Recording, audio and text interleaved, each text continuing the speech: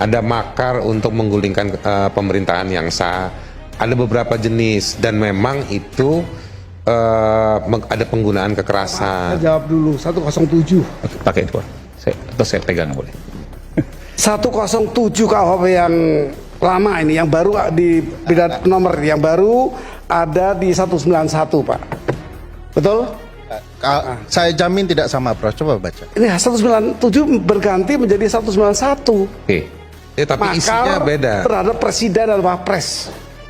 Prof baca aja, itu beda. Prof pakai KUHP Anda lama. bacalah, nyuruh-nyuruh seorang. Ya, bukan, Prof. Prof pakai KUHP lama untuk terhadap delik yang terjadi di saat ini. Yang notabene-nya KUHP baru, Prof.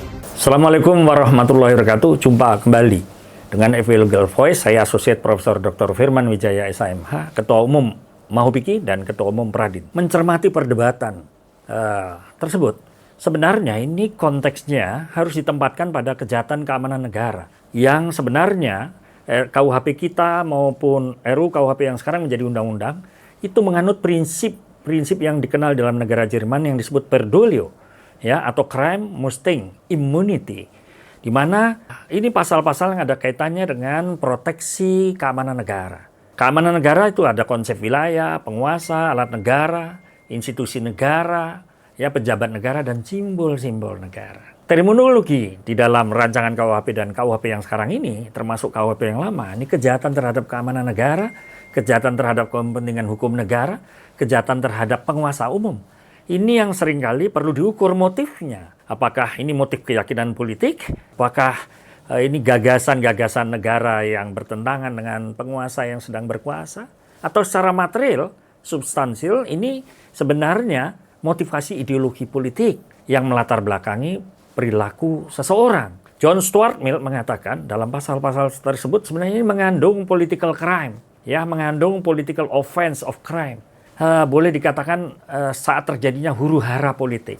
Nah, bisa sifat perbuatannya adalah misdeeder atau kejahatan, ataupun base-driven atau perbuatan yang sifatnya tercela, ya, secara politik, atau yang disebut dengan crime delite. Ada beberapa konteks kejahatan terhadap ketatanegaraan yang pada hari ini sebenarnya bisa mengukur motivasinya. Apakah motivasinya itu altruistis, motivasi yang patut dihormati, atau motivasi kriminalis, memang menjelek-jelekkan pemerintahan. Nah, menelisik pasal-pasal proteksi keamanan negara, bisa saja itu kaitan dengan menghina, merendahkan, laster, yang sering disebut script atau smart script dalam buku satunya, ataupun laster, ya, defamation, itu yang dimaknai sebagai konsep kejahatan terhadap kepentingan negara, ya, kejahatan terhadap ideologi negara. Nah, konsep kejahatan terhadap martabat negara di dalam pasal 134, 136 bis, ya, 1367, itu bisa dalam bentuk gambar, smart atau smart script, ya, tertulis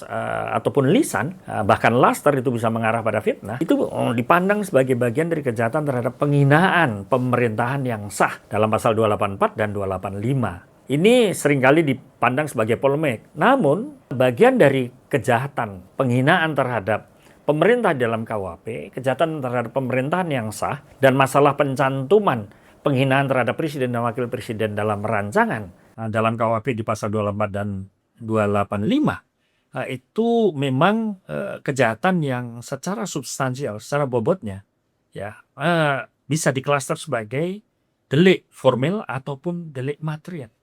Jadi, tindak pidana yang didiskusikan, diperdebatkan oleh dua narasumber atau tiga narasumber tersebut, sebenarnya konteksnya adalah tindak pidana penghinaan. Ini yang perlu dicermati. Tindak pidana penghinaan terhadap pemerintahan yang sah dalam pasal 24 dan 285. Nah, karena itu, kejahatan terhadap penghinaan ini sebenarnya, kalau memaknai rumusannya, itu bisa saja dari delik formil harus mengarah kepada delik material. Sifat yang paling penting adalah animus injurendi. Ada nggak maksud menghina? Tentu harus dibedakan kritik dan penghinaan.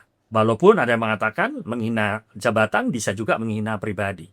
Namun saya berpegang pada Neuenlang Meyers mengatakan ini bukan sekedar delik biasa. Dia harus open leg testum talent. Sifatnya harus merendahkan, ya, mempertunjukkan depan masyarakat, ya, mempertontonkan sesuatu apapun yang merendahkan martabat pemerintah. Karena itu, tindakan merendahkan martabat pemerintahan itu bisa sifatnya menyebarluaskan, mempertunjukkan, atau menempelkan ya secara terbuka tulisan atau gambar.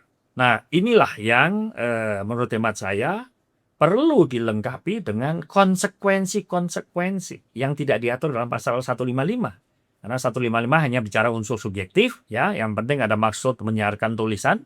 Nah, banyak diketahui oleh publik yang sifatnya lebih luas, entah publik itu pada hari ini bisa dimaknai menyebarkan, mempertunjukkan terbuka, lisan dan tulisan, satu gambar, bisa saja dengan muatan elektronik. Tentunya esensi pasal 155 ini kemudian kalau dikaitkan dengan KUHP yang baru, pasal 284 ayat dan 285, jelas terlihat bahwa pergeseran dari 154, 155 ke 284 dan 285 lebih kepada delik formil dan delik materialnya, di mana KUHP yang baru tidak sekedar delik formil, tapi dia delik material.